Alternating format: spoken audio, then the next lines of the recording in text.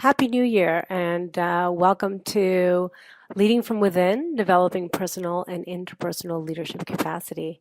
I'm excited to be working with you and to be learning with you this semester. And I'm grateful for our ability to begin in this, more virtual and technologically savvy way. My name is Dr. Aliki Nikolaidis, and I'm a assistant professor here at the University of Georgia, and my areas of interest and expertise lie in adult learning, adult development, and leadership. So I'm excited to be here and learning with you. So I wanted us to have a chance to be able to go through the syllabus a little bit together, or at least set you up so that you can prepare for our first face-to-face meeting, which will be on January 21st. And between now and then, you have some work to do. But before we get into that, let me just give you a little overview of our course together. So, moving to the next slide.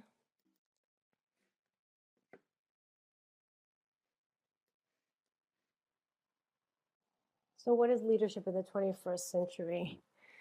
This is the question we're going to be sort of exploring together. Not only what does it mean externally, but what does it really mean from ourselves, our own capacity to take responsibility, to act in a moment, to meet the demands that we face. This course really is focusing on your interior capacity to take up action. Basically, that's what leadership is, the ability to take timely, thoughtful, responsible action and when the demands call for it. And we'll talk a little bit about what, we'll talk a lot about what that means. But I wanted to introduce you to a couple of thought leaders out there, somebody who's very recent and probably many of you already have read, if you read the New York Times. Thomas Friedman, he is a frequent contributor to the opinion section in the New York Times, and he's written a couple of interesting books. He said, we are either going to rise to the level of leadership, innovation, and collaboration that is required, or everybody is going to lose big. Just coasting along and doing the same old thing is not an option any longer. We need a whole new approach. He wrote this in 2008, and 2008 was a pretty turbulent time in this country and the globe. And so this notion of leadership is really being shook up. For a very long time, leadership, at the individual level was sort of having a role and authority and particular characteristics and traits that sort of marked you as a leader. But that's not really what leadership is all about, is it? Mary Parker Follett, who, believe it or not, was writing about leadership as a woman in the 1920s, wrote, if leadership does not mean coercion in any form, if it does not mean controlling, protecting, or exploiting, what does it mean? It means, I think, freeing. The greatest service the teacher can render the student is to increase his or her freedom, his or her free range of activity and thought, and his and her power of control. The best leader knows how to make her followers actually feel power themselves, not merely acknowledge his power. And if you think about that for a moment, you'll realize how profound it was for a woman in 1920s to be saying that, because, the beginning of leadership theories were based in this notion of the great man, and usually it was the great white man. And we can look historically around how the male of us, has inherited sort of this notion of being able to have power, take power, be in power, and then sort of use that power to create conditions for action, either by force or other kinds of conditions. But Mary Parker Follett was saying, wait a minute, leading is not just about a kind of unilateral power. It is about creating the conditions for people to be free, to freely act, to freely choose, and to do so in a way that is mutual. And we're going to talk a lot about this notion of mutual and transforming kind of power, which is the type of leadership capacity that I believe is necessary in the 21st century. Let's move on to the next slide.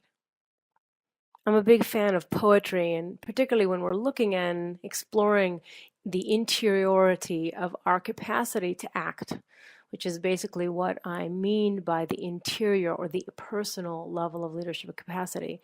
How many of you take time to reflect, to think, to really explore inside of yourselves, who am I as an actor in the world? How do you act? One of my favorite contemporary poets is David Whyte, and he's an interesting fellow from Ireland. And he was still is a marine biologist, but sort of marine biologist turned entrepreneur turned poet. And he writes very thoughtfully about sort of the complexities that we face as human beings, and then what are our attitudes or dispositions towards them. And one thing that I think I want to really quickly raise to our awareness as a group is this notion of gratitude. And he says this, he says, gratitude is not a passive response to something given to us. Gratitude is being awake in the presence of everything that lives within and without us. Gratitude is not something that is shown after the event. It is the deep a priori state of attention that shows we understand and are equal to the gifted nature of life. Gratitude is the understanding that many millions of things come together and live together and mesh together and breathe together in order for us to take even one more breath of air. That the underlying gift of life and incarnation as a living, participating human being is privilege. That we are part of something rather than nothing. I want you to think a little bit about that and think about where does your gratitude lie moment to moment as you bring yourself to this educational adventure, to your aspirations as a young adult, as an adult, and whatever stage of life you're in. You know, what are you grateful for? What are you aware of within yourself that is to be grateful, right? To be full of gratitude for the way in which you meet the kinds of demands that you face in your life, in your work. Let's go on to the next slide. There are two conceptual frameworks that I want to introduce you to that are really focused on these notions of growth, learning and development. I tell my students that my role as a facilitator of learning, as an educator, as somebody who's joining you at this point of your learning adventure, is to really help you grow, learn, and develop. Those really are my priorities. And as a result of that, I take that growth and development and learning really seriously. And there are two particular frameworks that I like to work out of. One is a framework called developed by Ken Wilber, and it really is a framework of perspectives. And it is about how do we begin to take up the sight of seeing reality in more than just one dimension, which is usually our own first-person subjective interpretation. And that's the upper left-hand corner of this quadrant map that you see on the slide. So in our course, we really are going to be focusing on the interiorality or the inside of you. How do you think? Who am I? What is my being? What are my perspectives? You know, how do I engage? How do I act? How do I take up responsibility? How do I show up with others in the world? So we're going to be focusing on the interior upper left and the interior lower left, which is sort of the space between us. So the personal is the upper left, the interpersonal is the lower left. And this course is really focusing on the left side of this particular map. Now, we won't do that focus without having some access to the right side, and the right side represents the exterior or the place of impact. So for instance, you know, your workplace or your family or your relationships, or the places where your actions have an impact, a result, an outcome, and produce something. So we will be constantly working with the interior and exterior. So the interior really to grow and understand what are our capacities, where do we lack capacity, how do we develop capacity, and we're constantly going to move back and forth from that interior view to the exterior without overly focusing on the exterior. For example, more focusing on the exterior as the domain of experience rather than, say, theories and, you know, exterior analytical tools. We're going to save that kind of, you know, theories of leadership and getting into those sort of exterior realities for a different course. We will touch upon them in this course, and certainly your readings will. But the real focus here is to give you some experience, some deep, thoughtful time to explore your first-person capacity and your second-person interpersonal capacity. So capacity demands that we grow in our awareness. So that's what we're going to be doing, is growing in our awareness. And that means, how do we start to develop an interior understanding of ourself? And we'll be experimenting with a couple of exercises and sort of using a particular methodology, which I'll introduce in the next slide. The methodology that we'll be using to develop this capacity, this interior and interpersonal capacity, is called collaborative developmental action inquiry. And this is a methodology that comes out of the action science paradigm. Chris Argyris, but really Bill Torbert, who was one of my mentors, really kind of brought this methodology alive and really refined it. And the methodology is basically advocating that if we are to lead, to take timely, meaningful, purposeful action in the world, then we need to have the capacity to pay attention to both things, our interior territory and the exterior territory. And the interior territory is made up of both our own way of being and our way of being with others. And then our exterior capacity is, how does our way of being impact others through our actions, our behaviors, right? Our strategies, the ways that we take up responsibility and the roles of leadership. And then what are the systemic impacts of the result of that action, sort of in the way that I lead or am led. So we're going to be using this particular methodology to engage your current experiences of leadership or being led, to understand a little bit better about your way of taking up the capacity of leadership. And this methodology will involve each of you writing your own kind of experience, a case or a short case study of your own experience of leading or being led, and in a situation where things didn't go as well as you would have liked them to. Now, many of you may start already kind of, having hyperventilating or something, and you might sort of feel stuck, like, oh gosh, I've never led, or I'm too young to be a leader, or I've never been a leader. I just want to challenge you on that, because there are many ways in which we act as leaders, or that we are presented with opportunities to lead.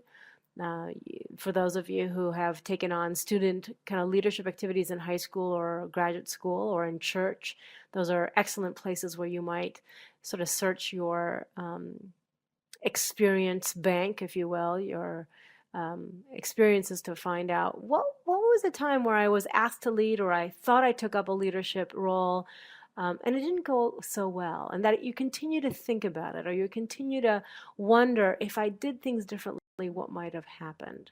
So you look to the guidelines for how to write your leadership case study. That is an activity that you'll be doing between now and the 21st. And also, please feel free to write me an email and let me know if you're having difficulty and you'd like to come to my office, or we can arrange for a Skype call to really discuss how you might think about what would be an appropriate experience to write about for your leadership case. So please look to the guidelines for that, and certainly be in touch with me with more questions. And also, when you're reading the first 4 chapters of Bill Torbert's Action Inquiry book, which is a required text, you will get a real better understanding of this methodology. So let's go on to the next. So I've thought long and hard about what text to require for you, and I've decided that I'm going to do light on text, heavy on articles and book chapters. So the 2 texts that are required are Edgar Schein's book, a recent book, Humble Inquiry. I think this will be a very nice companion to Bill Torbert's book of Action Inquiry. So the 2 of those are easily got from Amazon and not very expensive. Let me know if you have problems getting those, but you should be able to get those through Amazon pretty quick. And then other readings that we have are listed in the syllabus, and we're currently building that library, so be a little patient with us. I think the readings that you need between now and the 21st are all available, or will be available before the end of the week. So you'll have all that there for you, and no excuses to go and sort of dive into some reading and start to develop some questions that you have for when we are together on the 21st. And let's move to the next slide. So I wanted to let you know that this is a prototype of a course. This is the first time that I'm kind of putting this together. I've taught courses on leadership in other contexts, and this is a course that we are kind of piloting. So I want the assignments to really focus on zooming in on your sort of personal and interpersonal capacity building. And so for that reason, I've got, just the assignments are kind of in depth, but not that many. The first one is to write your personal leadership case write-up, and that's due to me on January 21st. So there'll be an assignment Dropbox on ELC New for you, and you can email it to me. And like I said, this is a first-person case write-up, and it's autobiographically focusing on an incident that has significance for you, and particularly a time when you were either in a role of a leader in some capacity or being led. And this incident still makes you stop and think, or continues to raise questions for you.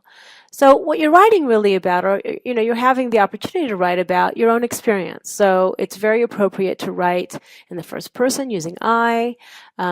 This is for the purposes of, it's a descriptive case. So I'm not asking you to analyze and give me excuses or say why it happened or didn't happen.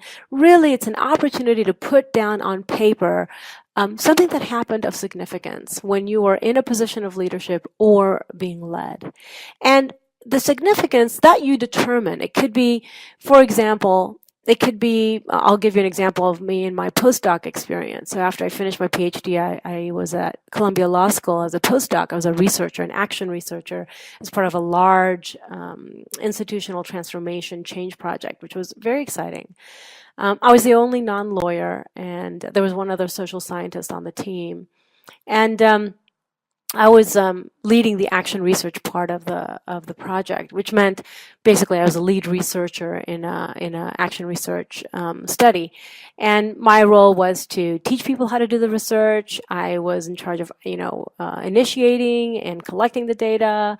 I had to work with the whole team and helping them understand what was action science and what was data that was collectible in the action science paradigm. So I had a lot of authority and role as sort of the one in the group that took up this kind of this particular position.